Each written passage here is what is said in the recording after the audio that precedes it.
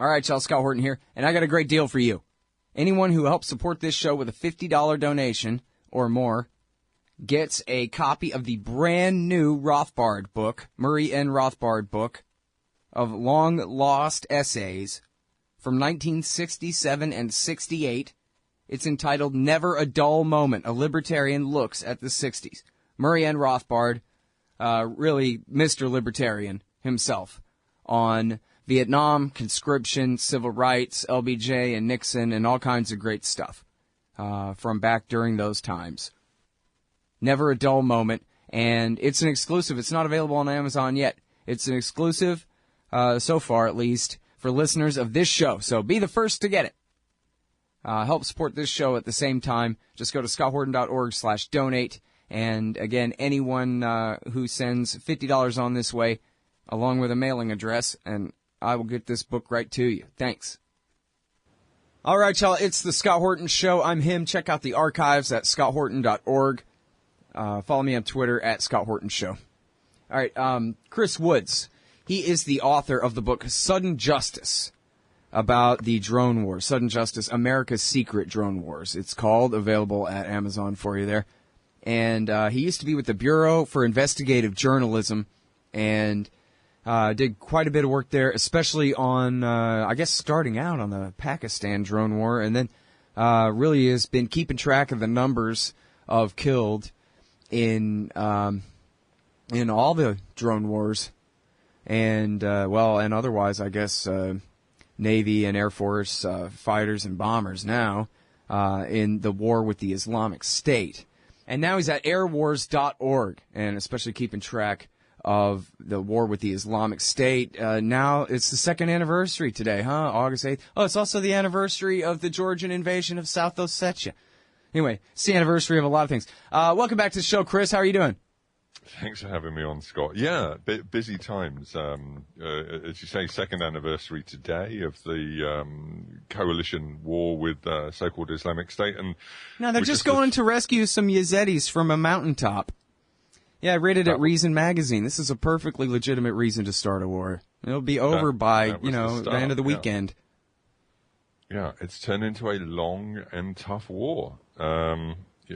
According to the numbers we've had from the coalition, more than 14,000 airstrikes now, 52,000 bombs and missiles dropped on so-called Islamic State. I mean, the picture has changed a lot in the last year. The first year was really holding Islamic State. The battle lines really didn't move that much. But this second year, we've seen a lot of change. Mm-hmm. So Islamic State has been thrown out of a lot of Iraqi cities and towns. It's been pushed out of places in Syria as well. Much more on the defensive these days. And in fact, we think airstrikes are up 40% in year two versus that first year. Mm. But what's really got us worried is the rise in civilian deaths over the same period. We've seen a much, much steeper rise in likely civilian deaths, a 92% jump on the first year. And we are now tracking, we think, around 1,500 civilians killed by the coalition since their actions began. The coalition itself admits to just 55 deaths, so an enormous difference between what we're seeing on the battlefield and what they claim to be happening. Mm-hmm. Well, and now, so let's talk a little bit about the methodology there. I know that the military actually publishes quite a bit of their own statistics, at least about, what strikes take place, if not the results of them. But when they're counting up 55 and you're counting up 1,500, obviously you're counting from different source materials. So what's the discrepancy there? I mean, other than them just lying, which is something else. Well, I mean, part of the discrepancy is their whole counting process. I was invited to CENTCOM headquarters in Tampa a few months back and had a very detailed briefing there. And during that, they admitted to me that they hadn't even assessed 60% of the civilian casualty allegations on the table. So at that point, we were tracking, I think, 430 cases, and they'd only looked at 160 of them. So they hadn't even assessed the majority of civilian casualty allegations. We hope they're trying to address that now. But also the way that the coalition assesses these events is pretty surface, really. They tend to dismiss the allegations very, very quickly. They don't consider external evidence. They don't conduct interviews. They don't do follow-up on the ground. That's more understandable. This is a hot war. And, you know, they weren't using organizations like ours to cross-reference. I mean, we run an enormous public database of every single known allegation against the coalition and against Russia. We track Russian strikes as well. They weren't using us. So I think it's a sort of, they choose to look in a particular direction, and what they see is what they assess, but where they're looking is very, very narrow indeed. But, you know, where we're looking on the battlefield, we're seeing a very different picture. And by the way, we estimate a minimum 1,500 civilians killed by the coalition. There have been more than 4,000 civilians alleged killed overall. So our numbers could be very conservative. It's not entirely clear. Yeah. Well, and sounds like, yeah, the truth must be somewhere in between those two numbers, the higher two there.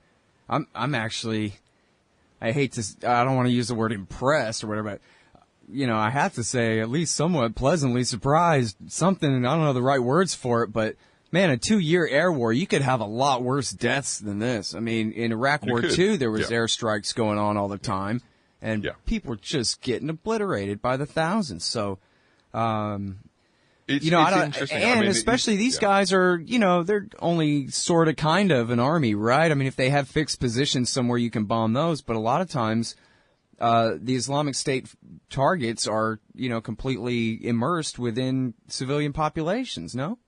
Yeah, and that's becoming a much bigger problem. So I'm not trying to give the Air Force too much credit here, but still, if you told me it was 15,000, I wouldn't have, you know, raised an eyebrow. You know, they're taking a lot of care. They're taking way more care than Russia and the Assad regime and the Iraq government, who are also carrying out airstrikes. But in our view, they're not taking enough care, and the problem is getting worse. So the last month, July, we saw the highest number by far of reported civilian casualties from the coalition, and most of that was focused on a very brutal assault on a town called Manbij in northern Syria. Lots in the news about the siege of Aleppo being carried out by Assad and Russia. Very little about a siege being carried out by the Americans and their allies on a nearby town, and hundreds of civilians, we think, have been killed by the coalition in that campaign. And that worries us because, you know, as we move into year 3, the war is going to increasingly shift to the big cities and towns still occupied by Islamic State. Up to 2 million civilians still inside Mosul, for example. When they come to make that move on Mosul, the UN is already warning of a potential humanitarian catastrophe. You know, we are very alarmed at the civilian casualty numbers the coalition is now generating in campaigns like Manbij when they're going in hard on the towns because civilians are dying in big numbers, and that has to change. And now, listen, reports out of the Battle of Ramadi say that basically they just erased the city off the face of the earth, man. There's nothing left, and I guess presumably most of the civilians fled before the place was completely annihilated, but can you tell us, you know, how many civilians died in that? Do you know, or, you know, some kind of ballpark? And then secondly, was it the U.S. Air Force that completely flattened the city? Or was it the Iraqis, or who did that? So, yeah. Because it sounds like it was carpet bombing, right? Like they just completely just bombed. Not carpet bombing, no, but it got trashed by everybody. Most of the civilian population did flee before the main assault, although the best estimate I've seen, which came out of Associated Press, was that around 600 civilians died in the campaign to liberate Ramadi. Not just in airstrikes, that's killed by Islamic State, killed by the Iraq military and by the militias, and killed by the coalition. We don't know quite how those numbers break down, but most of the civilians, I'm told, got out of Ramadi.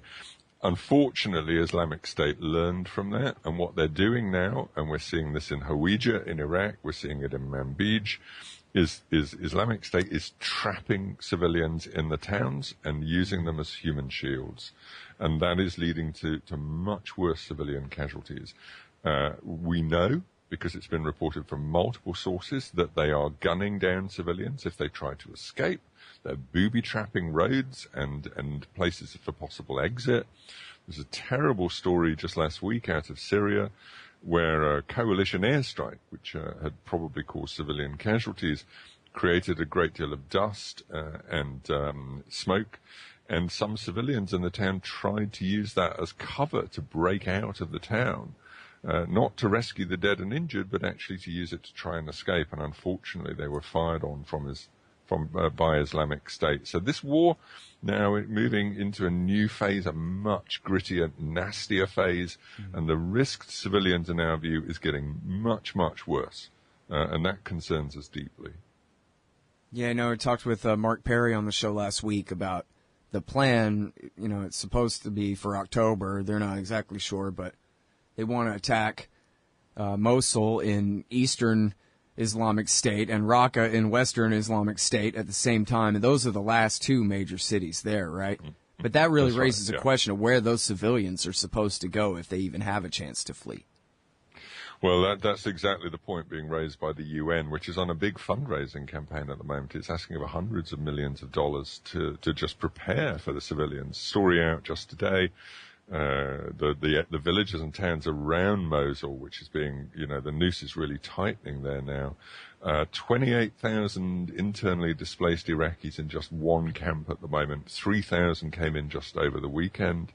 Large numbers of very vulnerable women, children and men coming in from these emptying towns and villages. And unfortunately, what we saw in Anbar with that big assault over the summer is almost no provision was made for these people. People out in the desert with no cover, no food, no water, very, very vulnerable civilian populations. And the size of the civilian population in Mosul, to stress again, we're talking at least 1.5 million Iraqis trapped in that city. So if the coalition goes in, gung-ho, a lot of civilians are going to die. They have to take a careful look at how they're going to manage this campaign.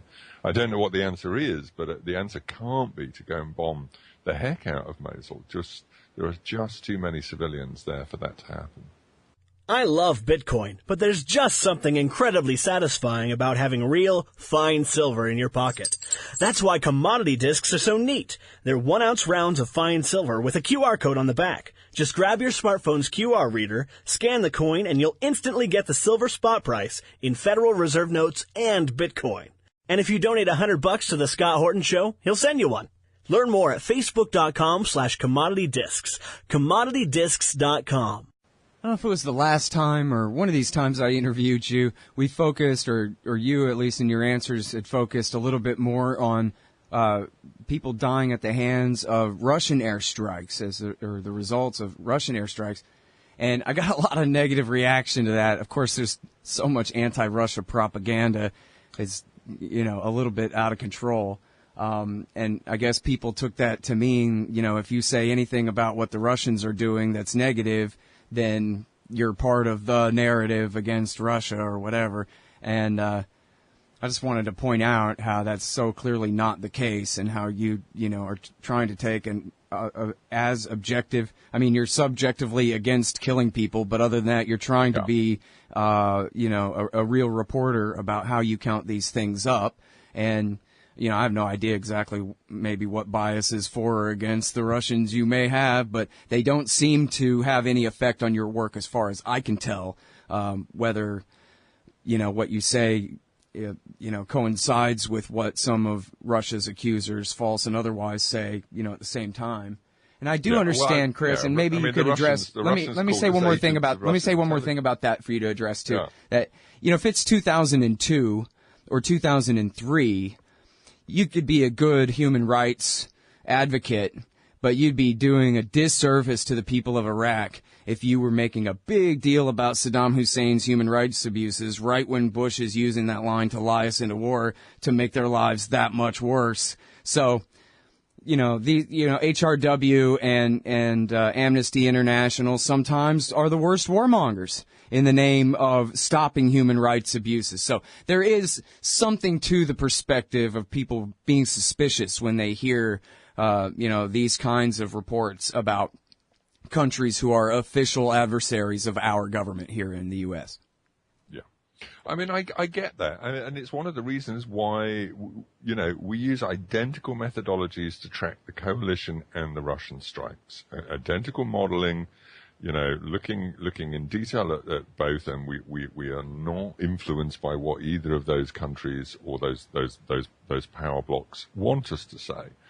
The kind of tracking we use, it can be quite rough and ready.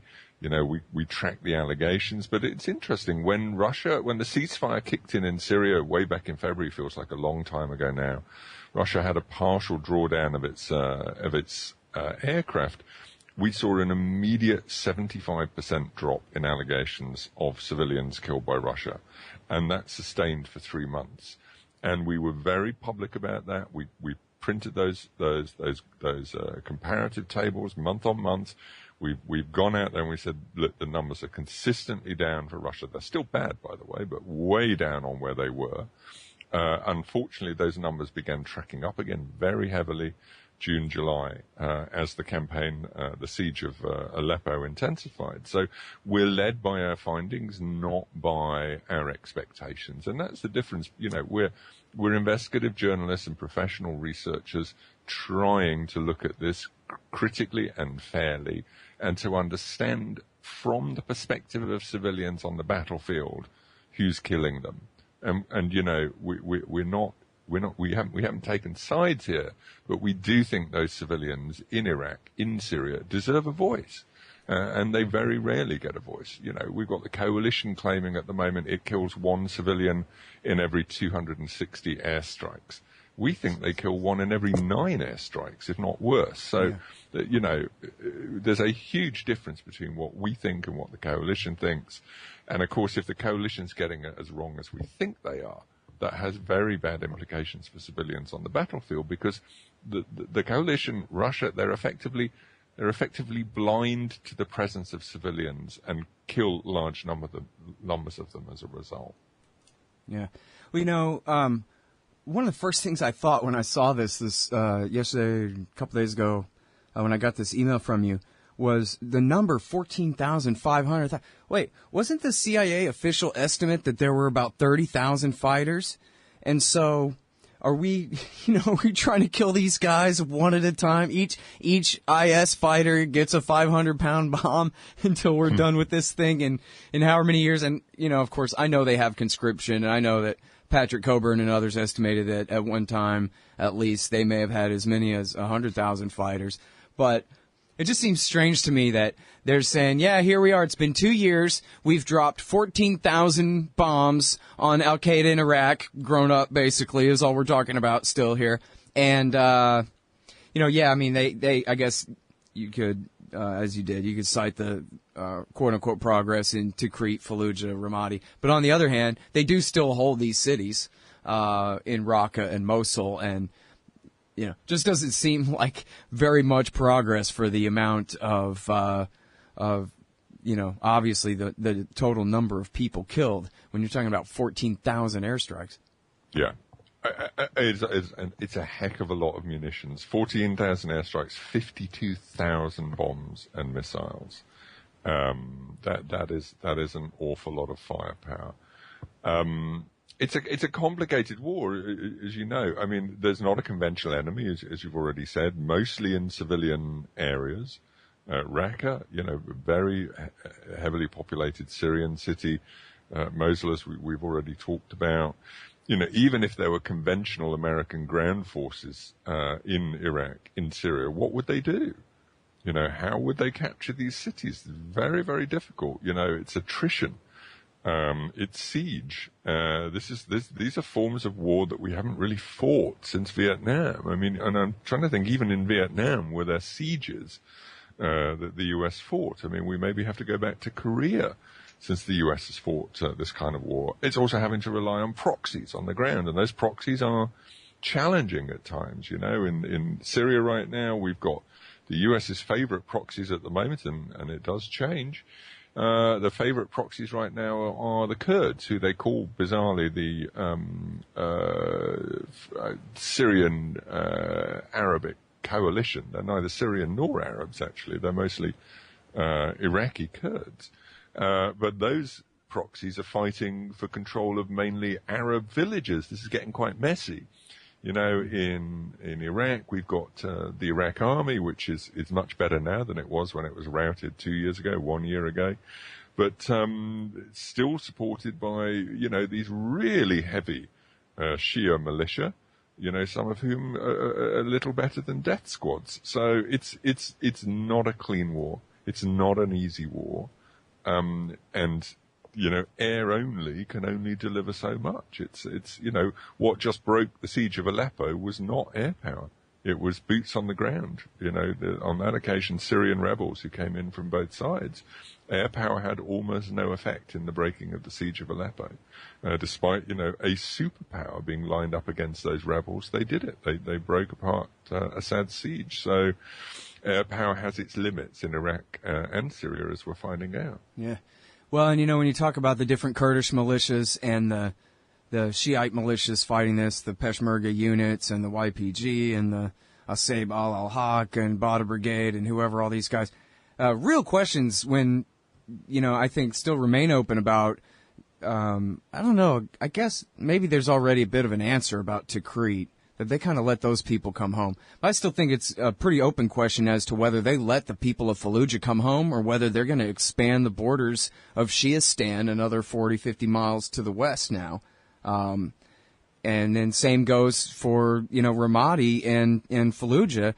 I mean, I guess the Iraqi Kurds would probably be crazy to try to keep Mosul for their own, but I don't know. If they kick the entire civilian population out and they have an alliance with the Shiite militias to occupy the place and keep the Sunnis from coming home, I don't think we're looking at that really. I mean, I hear these stories, but let's remember the Sunni are 1/3 of the population of Iraq. That's a huge number of people. I think they're more like a fifth. I think maybe my own thought was it was around 1/3, but a significant number of people, and I don't think there's any interest from the Shia to occupy that what we used to call the Sunni triangle. Mosul is a really contentious case, as you know, because it's a three-way split between the Shia, the Sunni, and the Kurds. And as part of that sort of great Kurdish nation-building effort, their attempt to build Kurdistan, they've always had their eyes on Mosul. But I think one of the things the coalition and the Iraq government have been really careful about is bringing up Iraqi forces from the south, and also, by the way, Turkey involved in the siege of Mosul. We keep hearing that the Turks have troops involved in the siege of Mosul, almost nothing being said about this, but Turkey quite deep inside Mosul, we're told, involved in that particular siege. So it's it's like the most complicated version of 3D chess you can imagine. Right. Well, and that's really why the Islamic State hasn't been destroyed yet, right? Is everybody who's against them is also against each other too. Nobody, even Hezbollah and Assad don't see exactly eye to eye on everything, you know? Yeah, it is complicated. And that 3D game of chess, of course, is just for Iraq. The moment you move over to Syria, it's a completely, and not only is it a 3D game in Syria, but everyone's playing a different game with different rules. I mean, who knows? Is it a 5-way war in Syria at the moment, a 6-way war? It's hard to tell. Yeah. Now, hey, is it really true, the number, I mean, obviously, you know, in Iraq War II, the Americans always had an interest in playing down the numbers. And in the Syria war, of course, they're always trying to demonize Assad and have an interest in playing up the numbers. And of course, even including blaming all casualties in the war on Assad, no matter if they're counting his own soldiers that died in the thing or not, whatever it is. So I wonder if, you agree with the overall kind of numbers that they say that the Syrian civil war has been as violent as the Iraq war, Iraq War II, when they say, millions of refugees and hundreds of thousands, 250,000 people killed or more, some numbers higher than that overall. What do you think of that? I would say that the situation in Syria is worse than anything we ever saw in Iraq. Because, big chunks of Iraq did stay peaceful. I mean, much of Syria is just gone. Millions and millions and millions of people displaced, hundreds of thousands dead, entire generations traumatized. We have, this is, I'm sure that sounds a lot like Iraq. I mean, there were hundreds of thousands killed in that for sure, especially in the battle for Baghdad. I covered Iraq a lot. Every year, 2003 through 2009. And you just didn't get that. Where the destruction was very partial and very limited, except for Fallujah. Fallujah was the big standout. But really, you just didn't see these cities, partly because you have to remember that, the Saddam regime, whatever we think of that war, the Saddam regime collapsed very, very quickly. So most towns and cities gave up in Iraq without a fight. And that meant you just didn't get this wholesale destruction. And then when the insurgency kicked in 2004, it wasn't this kind of civil war scenario. So the destruction in parts of Syria is absolute. The impact on the country and its infrastructure is catastrophic. Iraq was never dismantled and destroyed in that way, ever. It seems like air power really is what makes the difference, too, right? I mean, in Iraq War II, like, say, in 2007, you'd have every morning hundreds of bodies, stacked like cordwood on the side of the road, but they were, stabbed or shot or, exploded in the middle of the night in very local level fighting, as opposed to huge air campaigns like we've seen in Syria where the buildings get destroyed and they don't get rebuilt. Yeah, I think that's a great point. The other thing is civic society kept going in Iraq during the occupation and during the civil war. But big parts of Syria, no infrastructure. There was some, for those who are interested, IRIN, if folk Google IRIN, Syria civilian casualties, they did some really interesting modeling showing how air power in Syria by all parties, coalition, Russia, Assad, has become the most lethal form of death for civilians. But it wasn't always that way, actually. In the early stages of the civil war, air power was not killing that many people. But, of course, the tactics have just changed over time. Assad, for example, using these appalling barrel bombs on a daily basis on civilian neighborhoods. But as you say, Scott, using enormous bombs to flatten entire neighborhoods. Russia last night, or Syria, we're still not sure which, using incendiaries on a built-up area in Idlib, probably as retaliation for what was going on in Aleppo. The kind of callousness of those involved in the air campaign has got worse, and the destruction has become, total in some areas. Thanks very much for your time again. Appreciate it. Great having you. All right, y'all. That is Chris Woods. He's at airwars.org. And it's the second anniversary of the start of the American and coalition war against the Islamic State. And you can read all about it there. They got a brand new report out with all the statistics for you to read and weep about. And that's the Scott Horton Show for this time. ScottHorton.org for the archives. Help support at ScottHorton.org/donate. And follow me on Twitter at Scott Horton Show. Hey, Al, Scott Horton here to tell you about this great new book by Michael Swanson, The War State. In The War State, Swanson examines how Presidents Truman, Eisenhower, and Kennedy both expanded and fought to limit the rise of the new national security state after World War II. If this nation is ever to live up to its creed of liberty and prosperity for everyone, we are going to have to abolish the empire. Know your enemy. Get The War State by Michael Swanson. It's available at your local bookstore or at Amazon.com in Kindle or in paperback. Just click the book in the right margin at ScottHorton.org or TheWarState.com. Hey, Al, Scott Horton here. It's always safe to say that one should keep at least some of your savings in precious metals as a hedge against inflation. And if this economy ever does heat back up and the banks start expanding credit, rising prices could make metals a very profitable bet. Since 1977, Robertson Roberts Brokerage Inc. has been helping people buy and sell gold, silver, platinum, and palladium, and they do it well. They're fast, reliable, and trusted for more than 35 years. And they take Bitcoin. Call Robertson Roberts at 1-800-874-9760 or stop by rrbi.co.